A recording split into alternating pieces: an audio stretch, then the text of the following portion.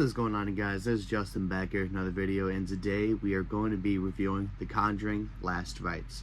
Now, Patrick Wilson and Vera Farmiga are back as Ed and Lorraine Warren, and honestly, they steal the show again. But does the story hold up? Let's get right into this.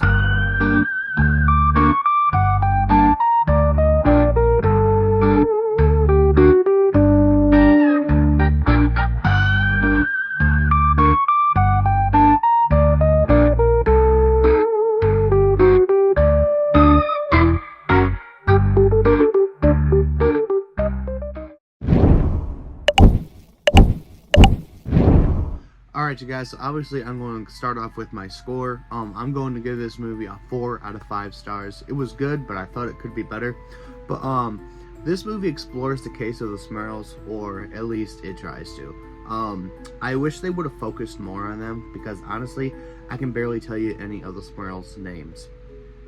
Now, we don't see much of their actual haunting either. We see bits and pieces here and there, which actually does cause for some really good jump scares. There is one really good jump scare in this movie that my movie theater as a whole jumped at.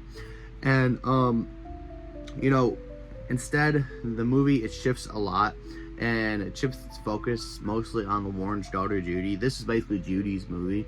But yeah, so the movie kicks off with Ed and Lorraine taking on their first case, like their very first case ever. And the people they cast as a young Ed and Lorraine, they did a really good job. They looked just like them. But, you know, they're talking to this lady, and this lady's like, yeah, I found my dad hanging, and there's this creepy mirror back there. So Lorraine goes to investigate it, and she touches the mirror, and it cracks. And I believe she sees somebody, or she sees a spirit, or a hand on it, and it immediately sends her into labor. Now, she goes to the hospital. Obviously, she gives birth to Judy, but Judy is stillborn. And Lorraine, she pleads to God to bring her back. And this part honestly left me heartbroken. I was sitting there, I was like, oh my God, I can't even imagine how it would feel to be in something like that. Like, I was like, God, Justin, don't let the waterworks go, because that would not be good.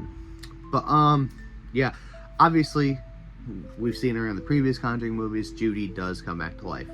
Now, fast forward, we are with the Smurls. We find out that their daughter just had, well, their eldest daughter just had her confirmation, and the grandfather gives her the same mirror we seen in the beginning as a present.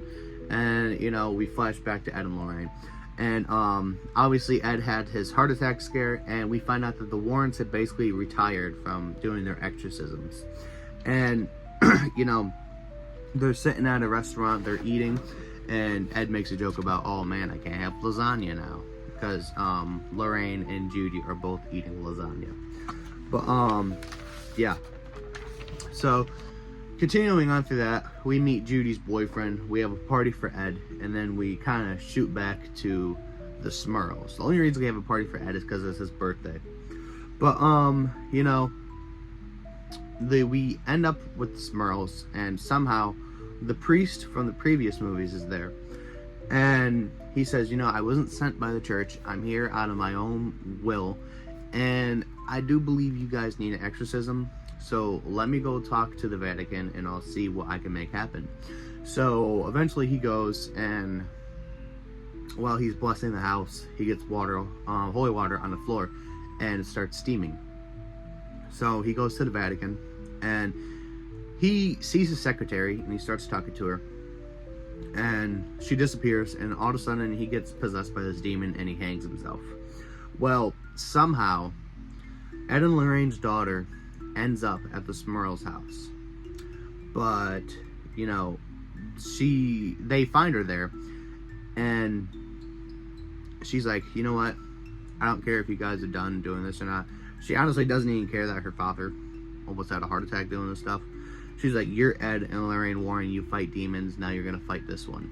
And we do get some sort of beef between Judy and Annabelle, because we find out she has this little, like, saying, I think it's like, Polly Pocket lost her locket, and I don't even know the saying. But, you know, that's literally the setup. Ed and Lorraine get dragged there because of their daughter. And obviously, you know the rest of the story, they fight the demons off, this and that. But yeah, this leads us to the end of the movie where Judy ends up getting possessed, and there's a very dark callback to the beginning where the demon makes Judy hang herself. Now, as you guys can recall, in the beginning of the video, I said in the beginning of the movie, Judy had her umbilical cord wrapped around her neck, or maybe I didn't, I don't know. But it's a dark callback. She has a rope around her neck because Judy had an umbilical cord wrapped around her neck. And Judy survives, and she ends up marrying her boyfriend Tony. In the final moments of the movie, Ed, he gives the keys to Tony, which is now his son-in-law, and it's kind of like a passing of the torch thing. But yeah, that's basically the whole movie. But now I want to get into the scare and highlights. This is where I'll give the movie credit. It does deliver some great scares. The TV jump scare really got me. It's where the Smurl's daughter is sitting in front of the TV, and she's watching her her confirmation video over, and she sees a little shadow, and she pauses the video just at a right time, and we see this like demon staring back at her smiling, and it's very, very creepy.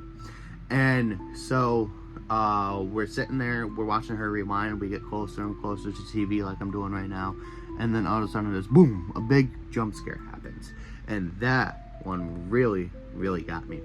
Now, the one that really scared the crap out of me, it was where the Smurl's father was laying down for bed, and he starts floating, and he's looking around, and I'm guessing this is like I forget what they call it, like sleep possession, where they say the demon is on your chest or whatever.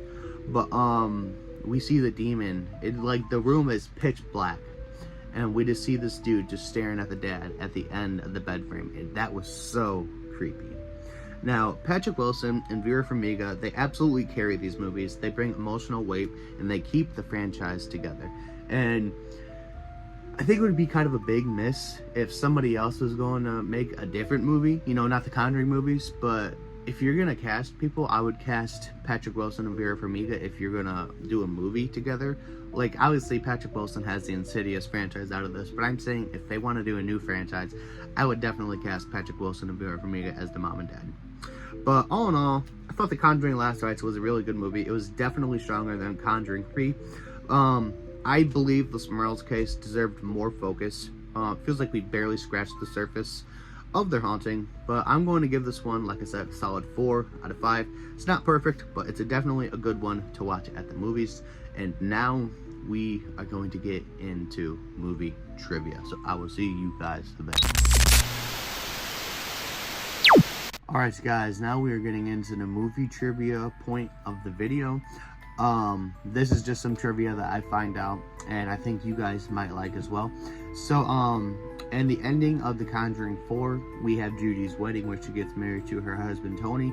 We do see some cameos from the previous movie. So we see Carolyn and Sidney Perrin from the first one. We see Peggy and Janet Hodgkins, I don't know if I said that last name wrong, from part 2.